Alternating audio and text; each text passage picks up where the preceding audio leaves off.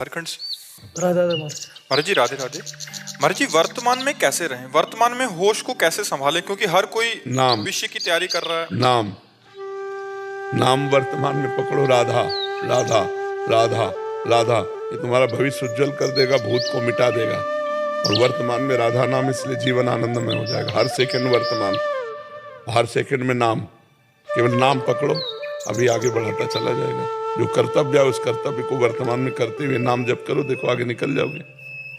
समझ पा रहे हो? बस पकड़ लो, सीधी बात है। ये तुम कई बार कह चुके हैं कि भूत भविष्य का चिंतन मत करो, वर्तमान में नाम का चिंतन करो। अपने कर्तव्य कर्म को करो, जो तत्काल प्राप्त सेवा है उसको करो, तुम्हारा मंगल हो जाएगा। महाराज जी जैसे एक विद्यार्थी है, उसने सोचा कि मैं डॉक्टर बनूंगा या इंजीनियरिंग बनूंगा, तो ये अब डॉक्टरी के लिए जो पढ़ाई चाहिए वो पढ़ाई कर, राधा नाम जप कर। राधा नाम तेरे प्रारब्ध को ढकेलेगा और पढ़ाई तेरी आगे को ढकेलेगा, दोनों काम बन जाएंगे। जो तेरे को परास्त करने वाले कर्म है उनको राधा नाम मिटाएगा, और तेरे को सफल करने का तेरा अभ्यास है डॉक्टरी का, वो आगे बढ़ो। डॉक्टरी की जो पढ़ाई है वहां तक पहुंचने के लिए हमें जो डिग्रियां चाहिए, जो हमें विद्या अध्ययन चाहिए, उस पर हम लगन लगाएं, नाम जप करते हुए तुम्हारा काम बन जाएगा। समझ पाए? महाराज जी एक इसमें संशय और था। महाराज जी जैसे संसार में है अपन, तो व्यवहारिक चीजों को या वस्तुओं को प्राप्त करने के लिए हमारा चिंतन होता, गाड़ी होगा, बंगला होगा, होना चाहिए, ऐसा होना चाहिए, ऐसा करना चाहिए, लेकिन उसको अपने कर्तव्य कर्म करते हुए भगवान के ऊपर छोड़ देना चाहिए। केवल गाड़ी लक्ष्य रखोगे तो फिर बेईमानी भी आ जाएगी। गाड़ी लेनी है यदि भगवान दिलाना चाहेंगे तो। अब हम अपने कर्तव्य का पालन कर रहे हैं, हमारे पास धन है तो गाड़ी ले लिया, नहीं आया तो भगवान की इच्छा, ऐसे चलना चाहिए। बहुत सारे विज्ञजन हैं, वो विद्यार्थियों को ऐसा सिखाते हैं कि अपना लक्ष्य इतना बड़ा रखो कि मेरे पास 5 गाड़ी होगा, 3 बंगले होगा, हर जगह जाएंगे वहां। फिर उसको जब नहीं होगा, पैशन में पहुंचा, वही कह रहा हूँ, फिर करेगा क्योंकि उसको इतने बड़ी चाहत का स्वरूप हो गया।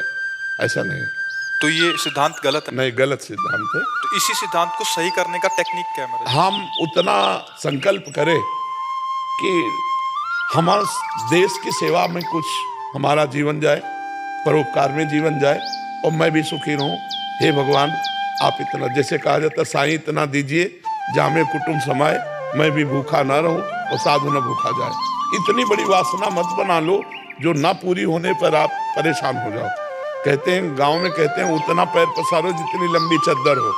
तुम्हारी जितनी, हम स्कूटी से चलने की व्यवस्था नहीं हो, 5 गाड़ी की व्यवस्था सोचेंगे तो पागल नहीं हो जाएंगे, डिप्रेशन में नहीं पहुंच जाएंगे। तो उतना सोचो जितनी तुम्हारी सामर्थ्य है। तो हमें अपनी सामर्थ्य के अनुसार सोच रखनी है। अगर हमें कोई कामना करनी तो आप स्वतंत्र कर सकते हो, लेकिन उसको भगवान के ऊपर छोड़ दो तो आप अच्छे रहोगे। अब आप देख लेना, राधा राधा राधा, तो उनको जैसा लगेगा वो पूरी कर देंगे, तुम्हें चिंता नहीं करनी। ना पूरी हो तो भगवान जोई जोई प्यारो करे सोई में भावे, पूरी हो जाए तो जाए, और ना पूरी हो तो जाए, तो आप परेशान नहीं होगे। और ये होना ही चाहिए। जब ऐसे लोग संकल्प कर लेते तो गेम खेलने लगते हैं। कल एक आया था, मतलब मरणासन की स्थिति में, दिमाग की, हार गया सब गेम में। और वो एक एक घाटा होते होते, उधार लेते लेते वैसी स्थिति में आ गया कि मरणासन में है। तो ऐसा मत बढ़ो, जल्दी ज्यादा जलने की कोशिश करोगे तो फ्यूज हो जाओगे। नहीं तो बहुत सावधानी से चले। महाराज जो विज्ञजन किसी एक का उदाहरण दे देते हैं, उसके चक्कर में महाराज वो 99 भी साथ में नहीं, तो वो एक ऐसा प्रारब्ध लेके आया था। हमें चाहिए कि हम अपनी सामर्थ्य के अनुसार सोचे, और सबसे ज्यादा सोच रखे दूसरों को सुख देने की, तो हम महान बन जाएंगे।